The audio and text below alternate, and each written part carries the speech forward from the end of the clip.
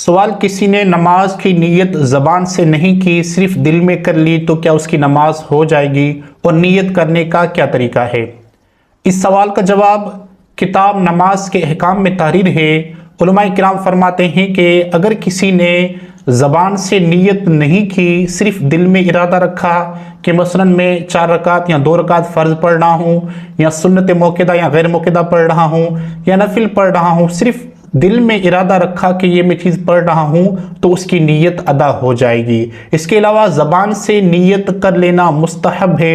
मसलन यूँ नीयत करे कि मैं नीयत करता हूँ 2 रकात फ़र्ज फजर वास्ते अल्लाह तबारक व तआला के, या इस तरह नीयत करे कि मैं नीयत करता हूँ 2 रकात सुन्नत वक्त फजर वास्ते अल्लाह तबारक व तआला के। सिर्फ इस तरह ज़बान से कह लेने से भी नीयत अदा हो जाएगी। अगर कोई ज़बान से नहीं कहता, सिर्फ दिल में इरादा मौजूद है कि मैं सुन्नत या फ़र्ज या नफिल 2 रकात या 3 रकात पढ़ रहा हूँ, तो भी उसकी नीयत अदा हो जाएगी।